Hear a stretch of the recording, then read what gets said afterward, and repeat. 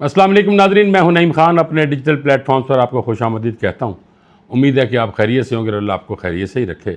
Video में आगे बढ़ने से पहले आपसे रिक्वेस्ट कि हमारे चैनल को सब्सक्राइब करना मत भूलिएगा, बेल आइकन को प्रेस कर दीजिएगा और वीडियो अच्छी लगी तो लाइक और शेयर ज़रूर कीजिए। अच्छा, तो नाज़रीन, अमेरिका के 250वें जश्न आज़ादी के मौका पर आखिरकार ट्रंप ने इस चीज़ का एतराफ़ कर ही लिया कि ईरान वेनेज़ुएला नहीं है। वेनेज़ुएला पे तो हम गए और फौरी तौर पर फतह समेट कर चले आए, लेकिन यहाँ मामला कुछ और है, मुख्तलिफ है। हम चाहें तो जौहरी मवाद निकाल कर ला सकते हैं, लेकिन इसकी अभी ज़रूरत नहीं है। नाज़रीन, इस स्टेटमेंट पर आपको हंसी के साथ साथ हैरत तो ज़रूर हुई होगी कि हम चाहें तो जौहरी मवाद ला सकते हैं, लेकिन इसकी ज़रूरत नहीं है। पंजाबी कहते हैं जो लोड़ ही नहीं सी तो फिर एडे मसले खड़े करने की जरूरत की सी कि पूरी दुनिया को हिला के रख चढ़िया। नाज़रीन, ये तो वही बात निकली ना जो मैं 1.5 माह से कहता चला आ रहा हूँ, पीटता चला आ रहा हूँ कि ईरान वेनेज़ुएला नहीं है कि जिसको फौरी तौर पर शिकस्त देकर और उसके सदर को उठा कर ले आएँ और वहाँ पर अपना कब्ज़ा कर लें और वहाँ के तेल पर भी अपना कब्ज़ा कर लें। ये ईरान है, ये मुसलमान कंट्री है। यहाँ खसूसी तौर पर अली इब्न अबी तालिब के पैरोकार बसते हैं। ये कभी भी किसी चीज़ पर समझौता नहीं करेंगे, किसी बात पर समझौता नहीं करेंगे, यहूदो नसारा के सामने सर नहीं झुकाएंगे।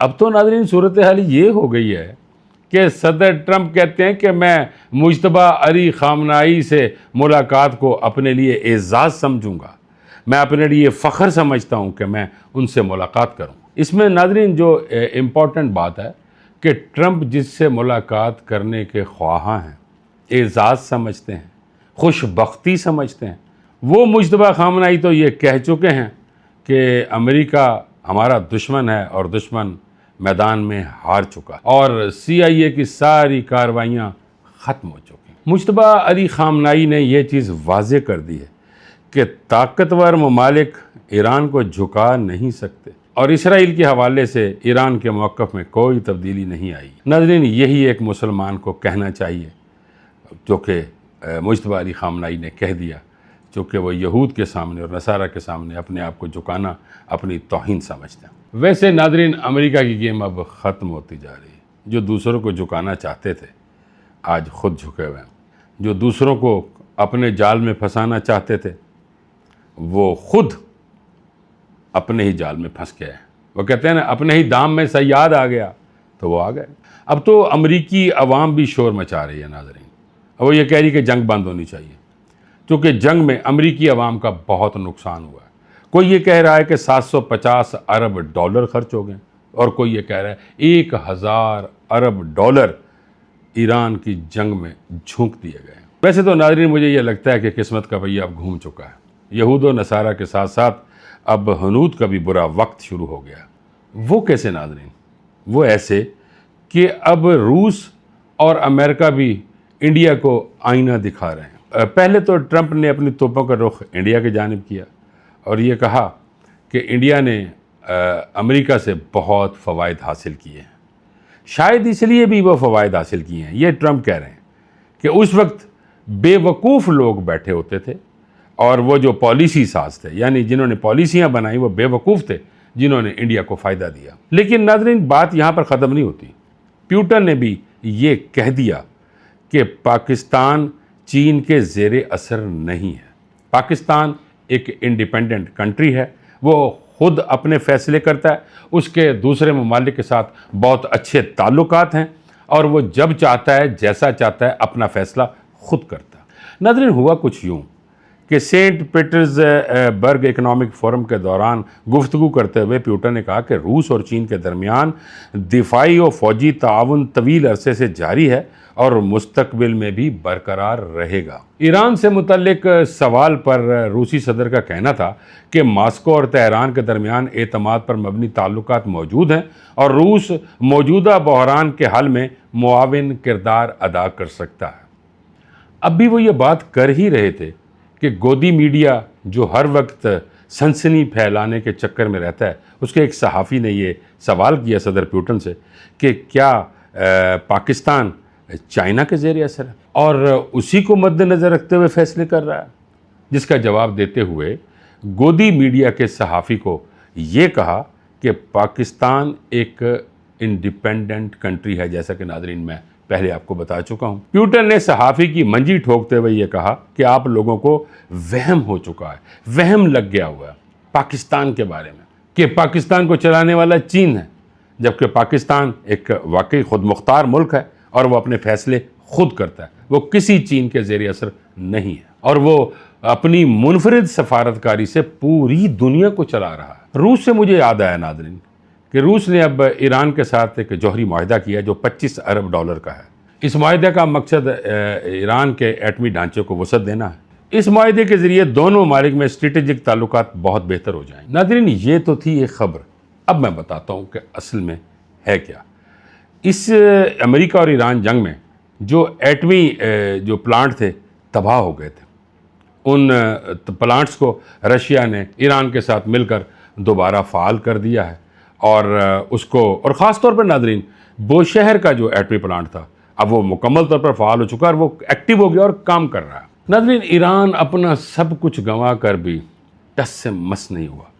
ईरान के दुश्मन रोज़ अपना मौक़िफ़ तब्दील करते हैं। अब ज़रा देखिए नाज़रीन कि ईरान ने आपने हुर्मत से गुजरने वाले तमाम जहाज़ों को ये कह दिया कि हम आपसे सर्विस फ़ीस लेंगे। मैं अमरीकी नशरियाती इदारे CNN की रिपोर्ट पढ़ रहा था, मुझे याद आ गया CNN पे कि जो सदर ट्रंप हैं वो CNN को भी अब अहमियत नहीं देते। वो कहते हैं कि यहाँ पे अजीब से ही सहाफ़ी हैं जिनको कुछ पता नहीं है, लेकिन उसकी रिपोर्ट एक अथेंटिक रिपोर्ट होती है। वो मैं पढ़ रहा था नाज़रीन, उसमें ज़िक्र किया गया कि ईरान ने वाज़े किया कि वो आबना हुर्मत से गुजरने वाले बहरी जहाज़ों से रिवायती ट्रांजिट टूल्स या रास्ता फ़ीस वसूल करने का इरादा नहीं रखता, बल्कि उसके बजाय सर्विस चार्जेस आयद किए जाएंगे। ईरान रास्ता फ़ीस, ट्रांजिट ड्यूटी या ट्रांजिट राइट्स वसूल नहीं करेगा। अब आबना हुर्मत के मामले पर ईरान अकेला नहीं, ओमान भी ईरान के साथ है। ईरान और ओमान मुश्तरका तौर पर मिलकर सर्विस फ़ीस वसूल करेंगे। तो फिर वही बात आ गई ना कि मैं की प्यार विचों खटिया। अमेरिका ने ईरान के साथ जंग करके क्या हासिल किया? उल्टा जो अरबों में उनका भरम था ना, वो भी ख़त्म हो गया। अरबों ने, आप अंदाज़ा फरमा लीजिए कि ट्रंप को कितना कीमती जहाज़ दिया और उनकी कितनी उनकी आमद पर पजीराई की और फिर उनके कहने पे उठ के भी खड़े हो गए और बैठ भी गए। यानी ये एक इज़्ज़त थी ना, ये एहतराम था, एक भरम था। और फिर वो जो अरब दिखा रहे थे कि ख़वातीन बाल खोलकर डांस कर रही हैं, यानी वो इतनी मकाम देते थे सदर ट्रंप साहब आपको। लेकिन अब सूरत हाल यह है कि अरबों में भी आपका भरम ख़त्म हो गया। ये वो अरब हैं जो कई सालों से अरबों डॉलर अमेरिका को दे रहे थे कि हमारी हिफाजत की जाए। अब वो अरबों डॉलर भी गए और वो मकाम भी गया।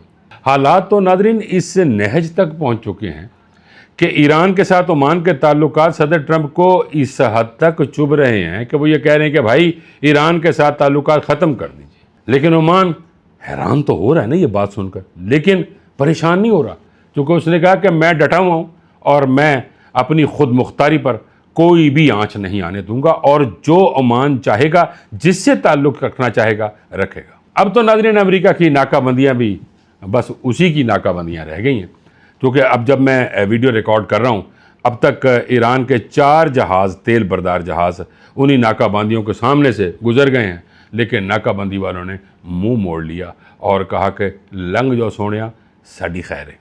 अब कहाँ गई नाज़रीन सुपर पावर की सुपर नेवी? अब तो वही मुझे याद आ गया कि जब वो बड़े अरसा पहले पेट्रोल पंप्स के ऊपर पेट्रोल बिका करता था, सुपर होता था, रेगुलर होता था, हाई ऑक्टेन होता था और डीजल होता था। फिर वक्त आया कि वो सुपर तो ख़त्म हो गया, अब नाज़रीन पंपों पे रेगुलर ही बिकता है। अब सूरत हाल ये हो गई है कि अब सुपर ख़त्म हो गया, अब अमेरिका भी रेगुलर ही है। अब नज़र डालते हैं नाज़रीन ज़रा पाकिस्तानी सियासत पर।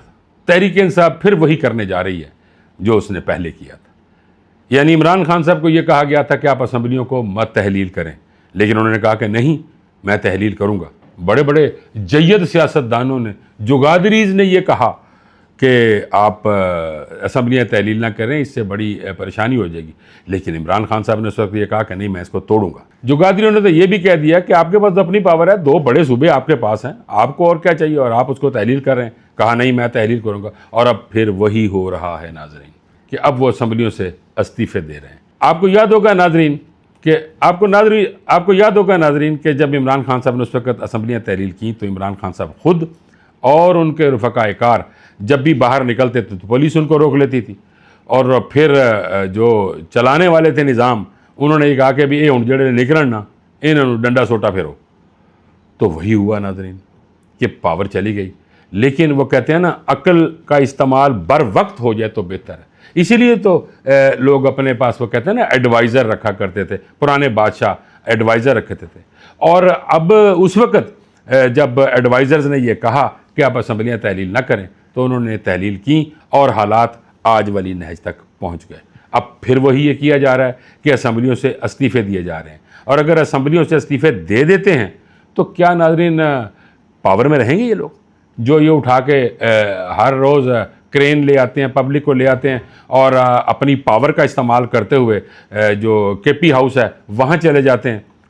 फिर जब ये असम्बलियाँ तहलील हो जाएंगी, यानी असम्बलियों से इस्तीफ़े दे दिए जाएंगे, को और इलेक्शन आएंगे, को और लोग आ जाएंगे, तो क्या फिर ये पीटीआई के पास पावर रह जाएगी? तहरीक-ए-इंसाफ अगर असम्बलियों से इस्तीफ़े देती है तो वो फिर पावर से मुकम्मल तौर पर आउट हो जाएगी। वैसे नाज़रीन, जैसे ही तहरीक-ए-इंसाफ असम्बलियों से इस्तीफ़े देगी तो वो सिस्टम से आउट हो जाएगी।